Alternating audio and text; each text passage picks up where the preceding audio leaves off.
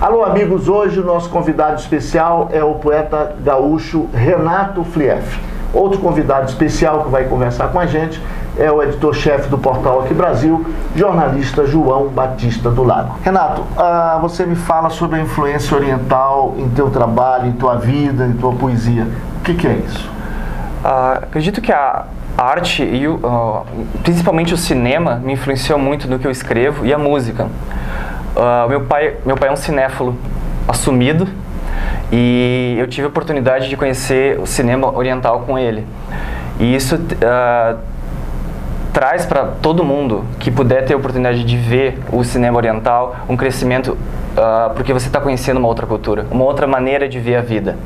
A gente está muito acostumado com a visão ocidental das coisas. Por exemplo, como a gente conversava, tem uma filosofia chinesa que é o taoísmo. A gente falando por uma passagem que existia um senhor numa casa que ele abrigava as pessoas por uma noite, mas ele tinha só uma coisa que ele dizia que ele tinha que fazer. Se você não coubesse nessa cama, se você fosse um pouco maior, ele te amarraria nessa cama, ele te cortaria um pedaço até que você coubesse nisso. As pessoas te interpretam dessa maneira. Eu sempre vejo isso na poesia que eu escrevo. Isso me influenciou muito. Eu vejo que, por exemplo, não ser uma caixa, mas sim uma caixa aberta, que você possa ver, você possa pôr coisas e tirar coisas, entende? E não limitar ela por um tamanho fixo. Esse encaixotamento do ser humano, isso acontece muito realmente mais na parte ocidental, né? Nós ocidentais somos trabalhados, né? Fundamentalmente a partir do primeiro momento que a gente nasce, a partir da primeira escola, a partir da primeira igreja, a partir do primeiro pertencimento grupal da universidade. Então a gente é muito educado para ver apenas o exterior. Né? Exatamente. Né? E esse exterior, ele tá encaixado. Ele tá sempre colocado num espaço pré-determinado. Exatamente. No Oriente a coisa muda um pouco, não que seja tão diferente, sim, não é? Mas a concepção, o conceito do outro é muito mais amplo, é muito mais aberto. Sim. Né? Bom, em relação a isso, Renato, como é que você trabalha essa diversidade, não é? E o outro dentro da tua poesia? Eu vejo que a poesia, um amigo meu, que ele é artista plástico, ele falou da minha poesia da seguinte maneira: quando eu leio a tua poesia, eu leio a tua poesia como se fosse um copo d'água, quando você começa. Só que alguma frase, ela tem um impacto e tu não consegue perceber qual frase é. Ela é como se você tivesse esse copo d'água e você pingasse uma gota de tinta. Se você pingasse a gota de tinta, você não vai saber de onde ela veio. E eu achei isso uma metáfora muito interessante do que eu escrevo, porque você acaba aprendendo muito com a percepção das outras pessoas. Você ter essa abertura de não só a minha poesia, isso que a gente citando o oriental e o ocidental, por exemplo, a língua japonesa não existe pronomes possessivos. Correto. Você não usa pronomes possessivos para as coisas. Por exemplo, Batista, vamos dar uma volta no seu carro. Traduzindo. Correto. Mais ou menos. Agora, veja bem, você está falando uma coisa interessante, até porque isso no Brasil chegou dos anos 60 para cá. E no Brasil teve um momento em que houve um boom do haiku, né? Sim.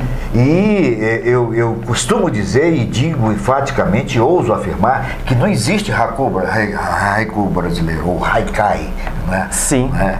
Então, não existe. O que nós no Brasil fazemos são tercetos. Sim. Isso é uma coisa. Mesmo que estejamos dentro daqueles parâmetros 575. Daquela ordem. Daquela ordem 575. né?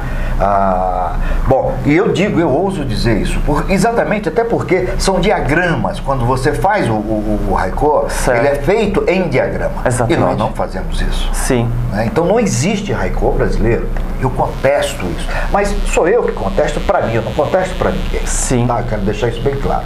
Essa contestação é feita única e exclusiva para mim. Não discuto isso em público, não quero saber a respeito disso. Agora, para mim, aos meus olhos, não existe haiku brasileiro. Sim. Para mim existe terceiro. Nesse sentido,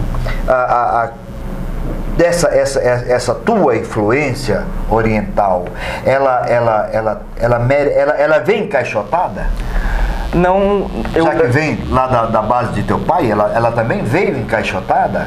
Eu acredito, por exemplo, vamos mudar um pouquinho assim, os irmãos Campos, que faziam poemas visuais. Eu experimentei muito com poesia visual, tanto que eu tenho um blog que chama Momentos Invisíveis. E ele é um blog visual, ele é uma poesia visual. Ela não é uma poesia tanto para ser declamada, mas em si uma poesia... Ela é discursiva. Ela é uma poesia para ser vista. O discurso da foto, o discurso da imagem, o discurso do campo. Sim, por exemplo, o que foi minha ideia inicial desse blog? Eu gosto muito da escrita, no papel.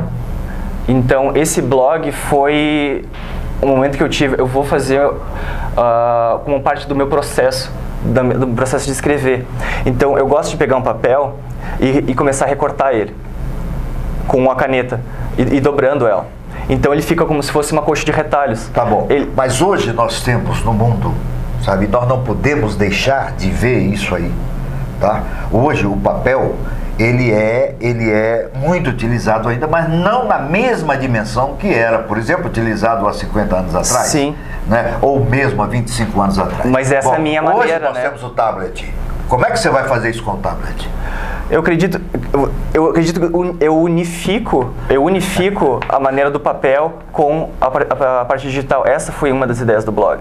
Você poder ver o papel através de uma tela de um computador. Então, por exemplo, eu botar uma câmera ao lado do papel e eu escrever. E o que eu faço depois com o papel? Eu escaneio e eu boto no blog. Eu pego a câmera e vou deixando ela tirando foto em volta de mim. Eu queria que a pessoa, nesse blog, ela visse isso, entendeu? E no próprio blog, no próprio tablet, a pessoa pode sentir isso. Ela consegue pegar aquilo e é como se fosse um fake, né? É como se fosse um bebê de plástico para uma mãe. Não sei se vocês conseguem entender isso. Claro. É um bebê de plástico, assim. Principalmente para minha geração. Fake. Não, principalmente para minha geração que veio, porque a internet para o Brasil veio dos últimos 10 anos. Mesmo assim, o choque, né? Então, a minha geração veio do papel para a internet. Por exemplo, quando eu era pequeno, até isso. Então, a gente acompanhou todo esse processo. Não, a minha geração, então, vocês viram o jornal. Nós vimos também notícia. Exatamente. A gente vem do chumbo. Do chumbo. Sim. A idade do chumbo no jornalismo. Exatamente. Vim do chumbo, lá, aquelas... Nós dois viemos do chumbo. Entendeu? Sim. Aquela coisa toda. E vocês então, eu sentem acompanhei essa transformação toda. É por isso, exatamente por isso que eu estou te perguntando como é que você trabalha isso na tua poesia, né? Essa transformação do papel, não é, para o equipamento, para a máquina. Sim. Não é, para coisa. E porque o guri, na verdade, hoje, a criança que está nascendo hoje, por exemplo, ele vai pegar muito menos no papel e muito mais no tablet. Sim, ele vai achar, por exemplo, que as caixinhas de leite nascem numa árvore. Ou não existe mais árvore, não né? Mais árvore, né? Exatamente. Então, é uma coisa, então, essa coisa, eu gostaria de saber como é o processo de fabricação da tua poesia nesse sentido. É porque o Momentos Invisíveis foi essa minha visão, assim, porque eu gosto da escrita, da pessoa, porque a escrita é uma coisa muito particular.